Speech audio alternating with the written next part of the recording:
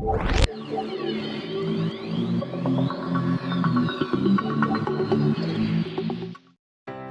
Friends, welcome to Mahi kitchen Tamil. நம்ம சேனலுக்கு என்ன செய்ய போகிறோன்னு பார்த்தீங்கன்னா கிறிஸ்பியான ஈவினிங் ஸ்நாக்ஸ் தாங்க.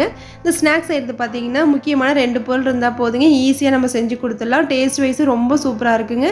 வாங்க இது எப்படி செய்யலான்னு வீடியோக்குள்ளே போய் பார்க்கலாம். வீடியோக்குள்ளே போகிறதுக்கு முன்னாடி மறக்காமல் நம்ம சேனலை சப்ஸ்கிரைப் பண்ணிட்டு பாருங்கள். பக்கத்தில் இருக்க பெல் ஐக்கானையும் கிளிக் பண்ணிக்கோங்க. நம்ம அந்த ஸ்நாக்ஸ் செய்கிறதுக்கு 1 கப் அளவு வெள்ளை அவல் எடுத்து நம்ம ஊற வச்சுக்கலாம். நீங்கள் வெள்ளை அவலுக்கு பதில் சிகப்பு அவல் கிடைச்சா கூட அதை கூட நம்ம சேர்த்துட்டு செஞ்சால் இன்னும் நல்லா தான் இருக்கும். இப்போ இந்த அவலில் கொஞ்சமாக தண்ணி சேர்த்து நல்லா வாஷ் பண்ணிவிட்டு அதுக்கப்புறம் நம்ம ஊற வச்சுக்கலாம்.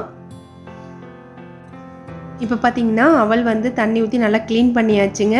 இப்போ வந்து ஒரு 1/2 கிளாஸ் அளவு தண்ணி ஊற்றிட்டு ஒரு மூடி போட்டு நம்ம மூடி வச்சிடலாம். இது ஒரு 6லேருந்து 7 நிமிஷம் இது நல்லா ஊறட்டும். அதுக்கப்புறம் நம்ம ஓப்பன் பண்ணி பார்க்கலாம். அடுத்ததாக பார்த்தீங்கன்னா நான் 5 பிரெட் எடுத்திருக்கேன். இந்த பிரெட்டை வந்து நம்ம சின்ன சின்னதாக பிச்சுட்டு இப்போ நம்ம மிக்ஸி ஜாரில் அரைச்சி எடுத்துக்கலாம். இப்போ எல்லாமே நல்லா பிச்சு போட்டாச்சுங்க. இந்த மிக்ஸி ஜாரில் சேர்த்துட்டு இப்போ அரைச்சிக்கலாம்.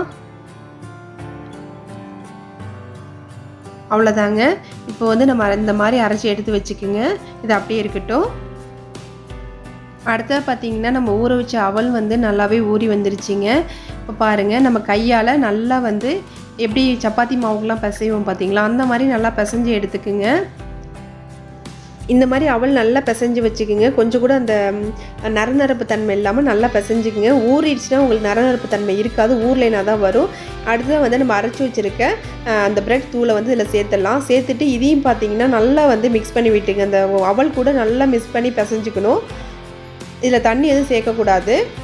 அடுத்தது பார்த்திங்கன்னா நல்லா பிசைஞ்சதுக்கப்புறம் ஒரு 2 டேபிள் ஸ்பூன் அளவுக்கு தயிர் சேர்த்துக்குங்க. தயிர் சேர்த்துட்டு நல்லா பிசைங்க. ஆரம்பத்திலே தயிர் சேர்த்திங்க அப்படின்னா கொலன்னு இருக்கும், பிசையது கஷ்டமாக இருக்கும். இந்த மாதிரி நல்லா பிசைஞ்சதுக்கப்புறம் அடுத்ததாக பார்த்திங்கன்னா 1/4 டீஸ்பூன் அளவுக்கு நம்ம கரம் மசாலா, 1 டேபிள் ஸ்பூன் அளவுக்கு வந்து சில்லி ஃப்ளாக்ஸ் சேர்த்துக்குங்க. அடுத்ததாக பார்த்திங்கன்னா பொடி பொடியாக கட் பண்ணி வச்சுருக்க பெரிய வெங்காயம், அது கூடவே வந்து கொத்தமல்லி தலையும் சேர்த்துடலாம். அது கூட கொஞ்சமாக நம்ம கருவேப்பிலை சேர்த்துக்கலாம். துருவின இஞ்சி, பூண்டில் இஞ்சி மட்டும் துருவி போடணும். அடுத்ததாக பார்த்திங்கன்னா பச்சை மிளகாய் சேர்த்துருக்கேன். பச்சை மிளகாய் உங்களோட காரத்துக்கு ஏற்ற மாதிரி கூட்டியே குறைச்சி சேர்த்துக்குங்க. ஃபைனலாக நம்ம உப்பு சேர்த்துட்டு நல்லா பிசைஞ்சிக்கலாம் மறுபடியும். இப்போ மாவு பிசையும் போது கொஞ்சம் டைட்டாக இருக்க மாதிரி இருந்துச்சு அப்படின்னா இன்னும் கொஞ்சம் வந்து தயிர் சேர்த்துட்டு பிசைஞ்சிங்க. தண்ணி எதுவும் சேர்க்க வேணாம், தயிர் சேர்த்துட்டு பிசைஞ்சிங்க அப்படின்னா கரெக்டான இதுக்கு வந்துடும் உங்களுக்கு. நல்லா ஒரு சப்பாத்தி மாவு எப்படி நம்ம நல்லா பிசையுமோ அந்த மாதிரி நல்லா வந்து பிசைஞ்சிக்குங்க. ஒரு 4லேருந்து 5 நிமிஷம் இது பிசைஞ்சிங்கன்னா தான் கரெக்டாக இருக்கும். இப்போ நம்ம வந்து மாவு பிசைஞ்சு வச்சாச்சு. இப்போ பிசைஞ்சு வச்ச மாவுலேருந்து நம்ம கொஞ்சமாக ஒரு உருண்டை மாதிரி எடுத்துக்கலாம். இந்த உருண்டை பிடிக்கும்போது பார்த்திங்கன்னா மாவு வந்து நல்லா டைட்டாக பிடிங்க, கொஞ்சம் கூட உதிரக்கூடாது. நல்லா பிடிச்சோம்னா அப்படி நல்லா பிடிப்படணும். இல்லை அப்படின்னா நம்ம எண்ணெயில் போடும்போது பார்த்திங்கன்னா பிரிஞ்சு வந்துடும். அதே மாதிரி எடுக்கும்போது லைட்டாக கையில் எண்ணெயை தடவிட்டு எடுத்துக்குங்க. இப்படி தட்டும்போது பார்த்திங்கன்னா கார்னர் சைடில் கொஞ்சம் அட்ஜஸ்ட் பண்ணி விட்டுக்குங்க. இல்லை அப்படின்னா நமக்கு வந்து அந்த சேஃப் கரெக்டாக வராது. போட்டு சென்டரில் ஒரு ஓட்டையை போட்டுடலாம். நம்ம உளுந்த வடைக்கெலாம் போடுவீங்களா, அந்த மாதிரி ஓட்டையை போட்டுடலாம்.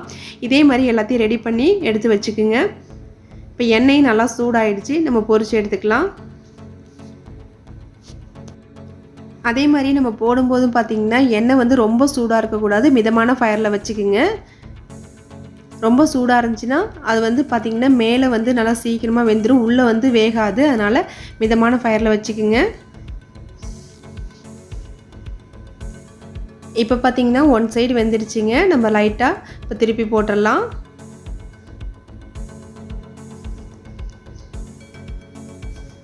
நல்லா வந்து பார்த்திங்கன்னா ஒரு கோல்டன் கலரில் வர வரைக்கும் லைட்டாக ஒரு 2 டைம் இது மாதிரி திருப்பி போடுங்க.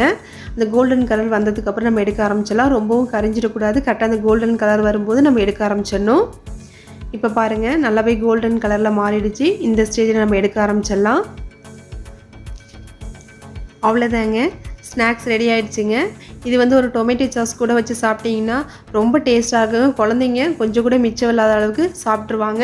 நீங்களும் வீட்டில் கண்டிப்பாக ட்ரை பண்ணி பாருங்கள். ட்ரை பண்ணி பார்த்துட்டு கமெண்ட் பண்ணுங்கள், ஷேர் பண்ணுங்கள், லைக் பண்ணுங்கள். நாங்கள் போகிற ரெசிபி உங்களுக்கு பிடிச்சிருந்துச்சின்னா மஹி கிச்சன் தமிழுக்கு சப்ஸ்கிரைப் பண்ணிக்கோங்க.